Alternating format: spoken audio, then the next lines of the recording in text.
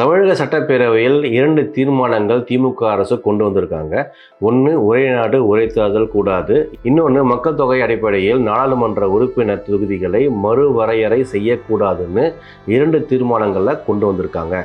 இந்த தீர்மானங்களை பற்றி பேசியிருக்கிற தமிழக பாஜக தலைவர் அண்ணாமலை திமுக தேர்தல் நேரங்களில் திருட்டுத்தனம் பண்ண முடியாதோன்னு யோசிச்சு தான் இந்த தீர்மானத்தை கொண்டு வந்திருக்கிறதா சொல்கிறாரு.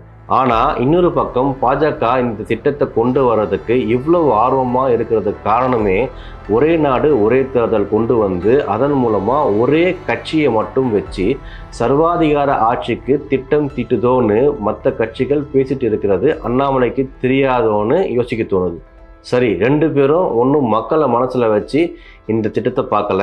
ஆனால் அண்ணாமலை இன்னொரு விஷயமும் சொல்லியிருக்காரு. அது என்னன்னா, ஒரே நாடு ஒரே தேர்தல் 1967ஆம் ஆண்டு வரை இந்தியாவில் ஒரே சமயத்தில் சட்டசபை மற்றும் லோக்சபாவுக்கு தேர்தல் நடந்தது. அதுக்கப்புறம் காங்கிரஸ் கட்சி சட்டப்பிரிவு 356ஐ 50 முறை பயன்படுத்தி மாநில ஆட்சியை காய்த்ததால் தேர்தல் முறை மாறி வந்தது.